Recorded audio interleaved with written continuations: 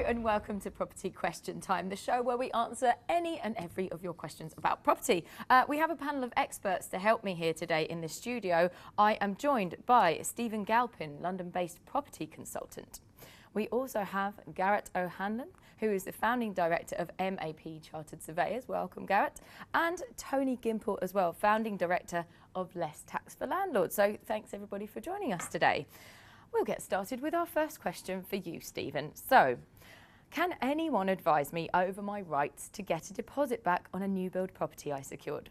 The development build is running several months later than advertised, and I wanted to have relocated before the autumn, which is looking unlikely now. So any advice for me there? Right, well, once again, this is a question that's cropped up on this programme many, many times, and it's about people getting excited, going to property launch exhibitions and buying in a sort of in a frenzy, which is often encouraged by the developer. Now look, what you've got to do when you buy off plan, you may be buying 1, 2 or 3 years ahead. You've got to be sure of your finances for that period ahead. You've got to be sure of your work situation.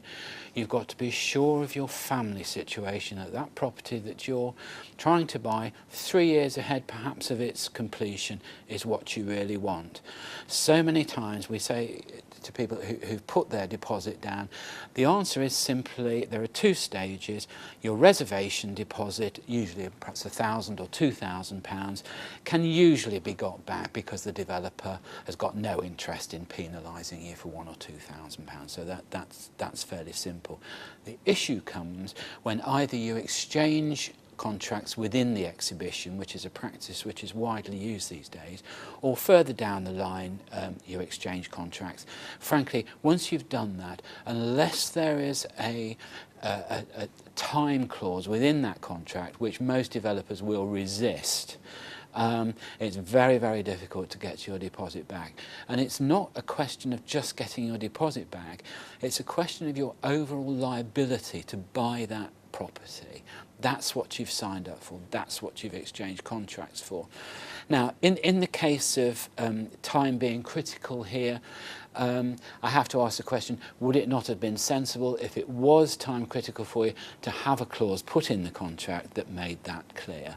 Because building is not an exact science. Sometimes you do get delays, things do happen, so if it is critical to you, make sure your lawyer has a time clause put in the contract. And is that something quite standard that you could ask a solicitor to put in there? Because quite often the solicitors are associated with the developer as well, aren't they? So.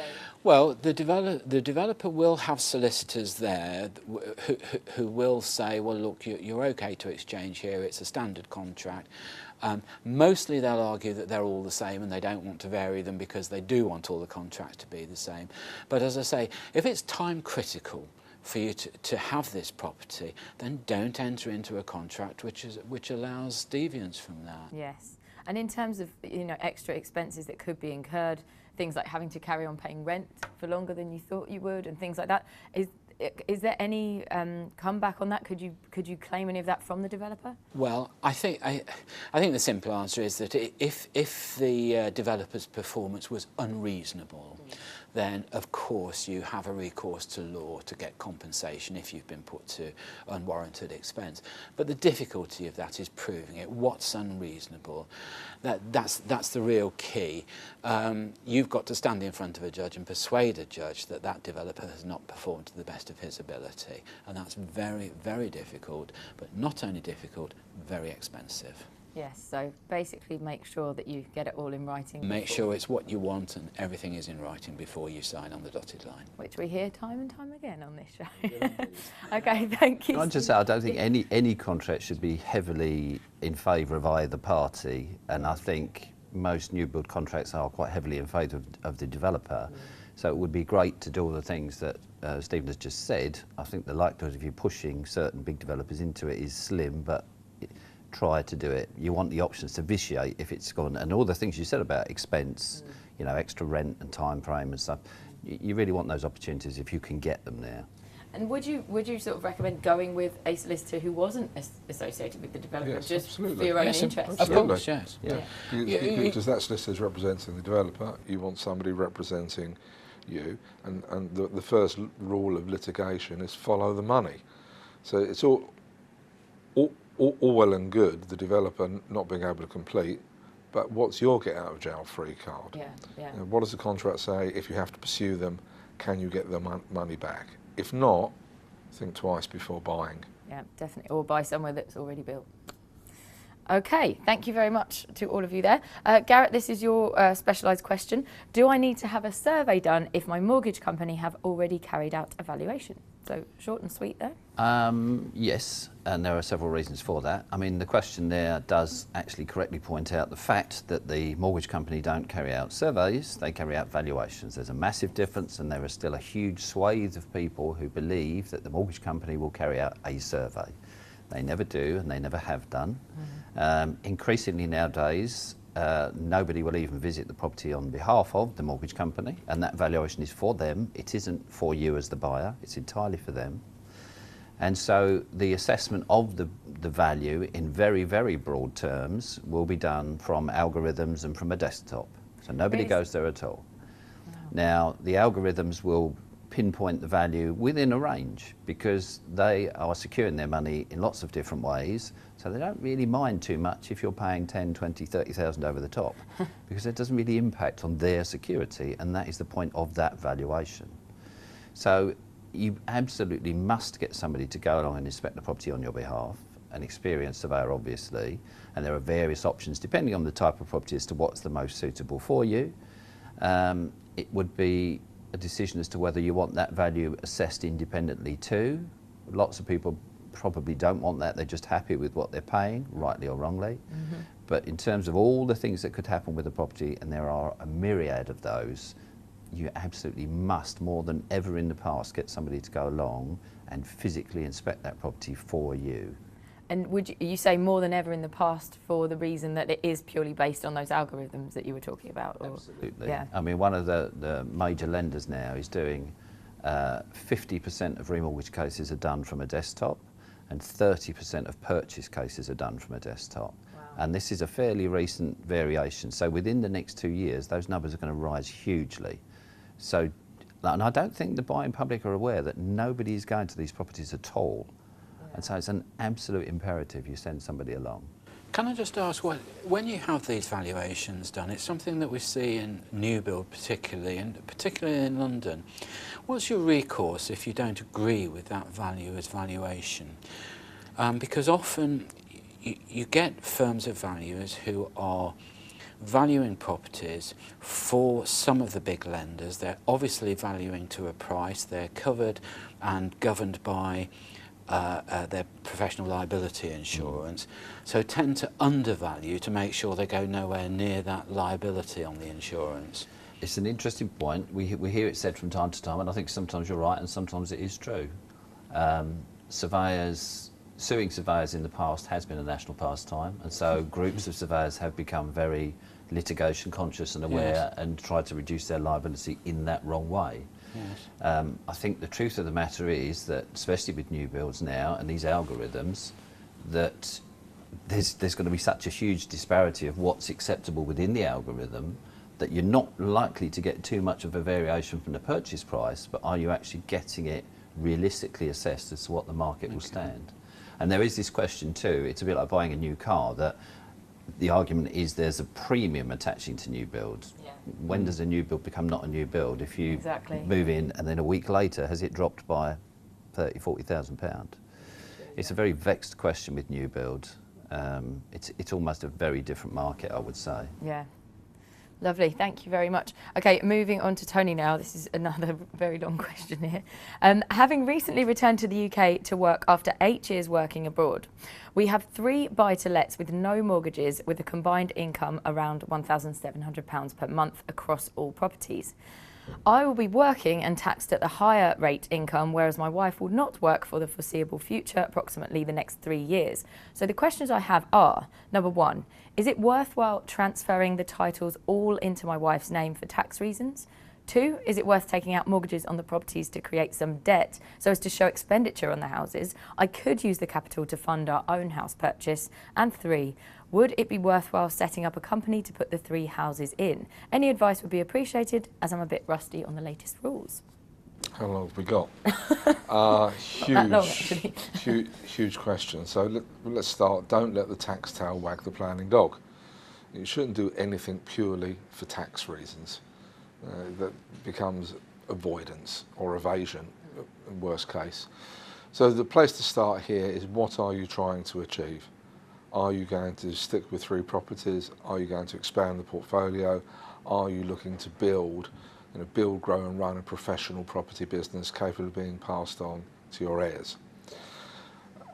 If you don't have any debt, Section 24, the removal of mortgage interest costs or the capping of it to basic rate is immaterial. Don't put it in a limited company. It's very expensive, and once you're in, it's a one-way street. You can no longer get advance clearance from HMRC to claim what's called Section 162 incorporation relief, i.e. no stamp duty or capital gains tax on entry. Mortgages in limited companies can be rather expensive later on with restrictive terms, and there are 7 or 8 different types of taxes attaching to limited company. Corporation tax, income tax, dividend tax, directors' loan account tax, national insurance, auto-enrolment if they're employees, inheritance tax because it's an investment company, the list goes on and on. With something like that, you have to examine your goals first, but don't do anything artificially. Start from where you want to finish and then seek professional advice and reverse engineer it. And in terms of the question too that this person wrote in to say, would it be worth taking out mortgages on the properties to create some debt so as to show expenditure on the houses? What would you say to that? Why would you do it for that reason? I mean, if you're running a business, debt can be your friend, but not simply for the sake of it. You have to make a turn on that money. So what's the commercial case for borrowing it? If it's simply for tax, you're nuts. If you're going to use that money to leverage, to expand the portfolio, and the questioner talks about buying their own property. Well, there's something called a rent investor. People who no longer actually live in their own home, but use the capital to buy more rental properties and then rent from somebody else in exactly the area that they want. Right, okay. So it is a huge question with no simple answer. Yeah. And is there any other thoughts there, guys, from you guys? Do you think this is driving people away increasingly from buy-to-let investments, the reduction of all the options for tax relief and so on and so forth? It's certainly driving away accidental landlords. Yeah. But well, guys, I'm really sorry to cut across you there. It's a big question, but we have to go to the break now. We'll be back very shortly.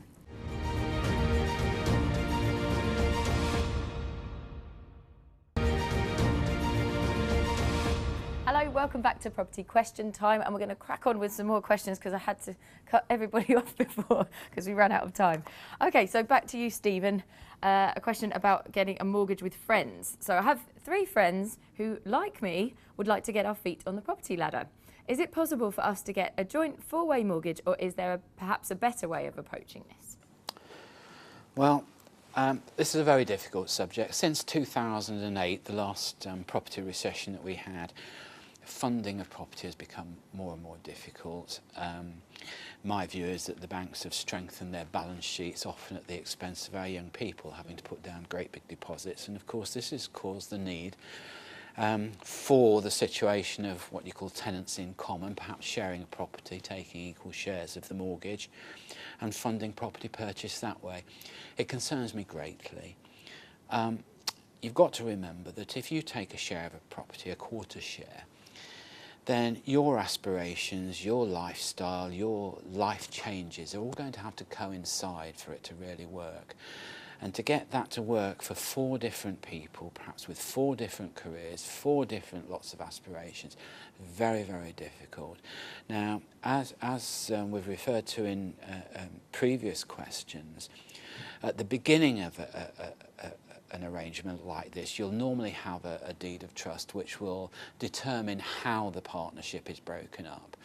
But just because a paper determines how it's broken up doesn't necessarily mean it's going to be that easy. you've got 2 or 3 choices. If one person wants to sell their share, then usually it will be that it's offered to the other 3. The other 3 may well not be in a financial position to take it on. You may not like the 4th party that comes in wanting to buy that share.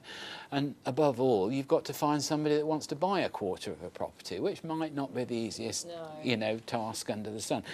So the simple answer is yes, you can fund in this way, but I would just urge great caution.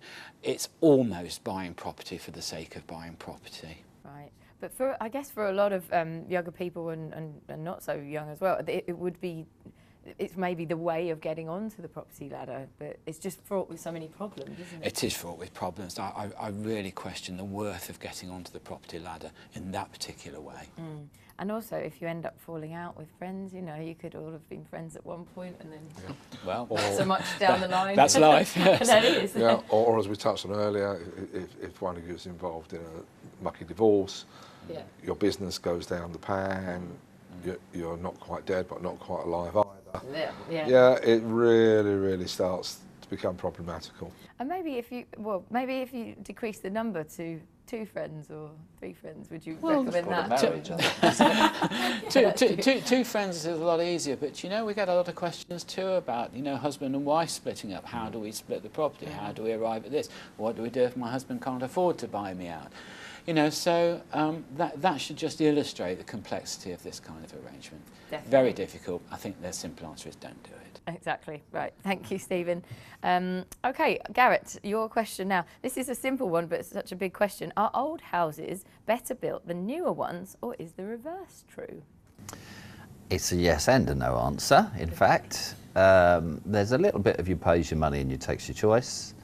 There is a feeling that if a house has been there for 100 years, it must be very well built. So a typical Victorian terraced or semi-detached house. But the foundations will be shallow, typically, on old houses. If you're in an area where the ground is susceptible to movement, especially shrinkable London clay, which doesn't just occur in London, by the way, then that's a negative point on an old house compared to the foundations on a new house, which will typically be much deeper.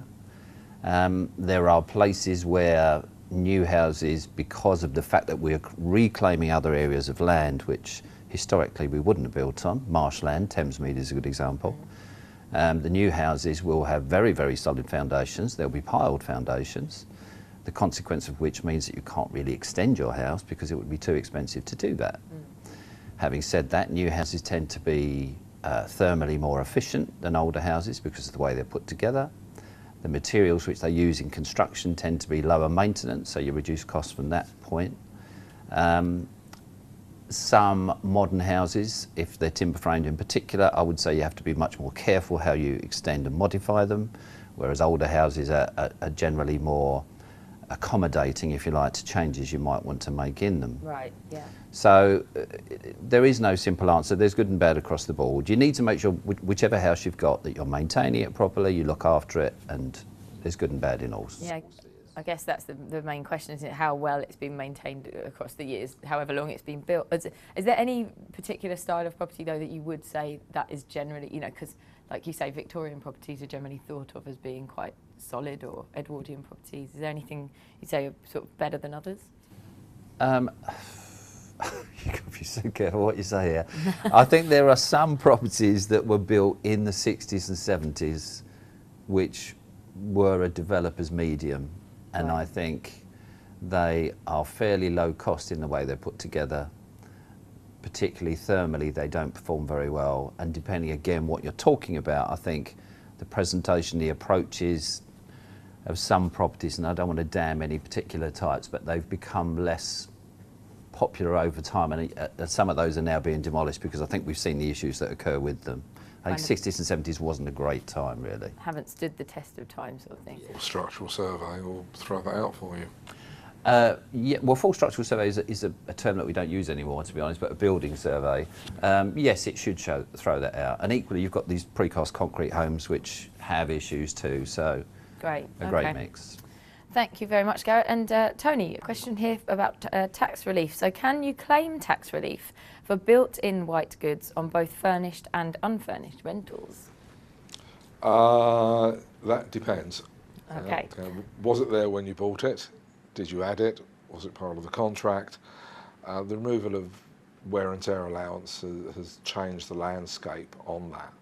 So it very much depends on the individual circumstances. If it was built in, if it's part of the contract, then the chances are no. Okay. If it's freestanding, not part of the contract, and you're replacing it, potentially, yes. I say potentially, because once again, the devil is going to be in the detail, what it is, what the contract is, when you're trying to claim it, and on what basis. And would it be best to check that at the start when you start renting the property out, or when you've just bought the property, for example? You should do that before you even buy a property, because you need to take professional advice as why am I becoming a landlord in the first place? Is this the right type of property for me to buy on the right terms? How can I maximise the overall efficiency of my portfolio? And a good professional advisor will assume that you don't know what you don't know, and will go through all these things with you as part of the overall decision-making process. Thank you very much for your answer there, Tony. Good sound advice as usual. Thank you to all of our panel today, Tony, Garrett and Stephen, and we'll see you again next time here on Property Question Time. If you have got any of your own questions that you would like answered, then please do email info@propertytelevision.co.uk, or property-tv.co.uk is our website, and you can send your questions in there. We'll see you next time. Bye-bye.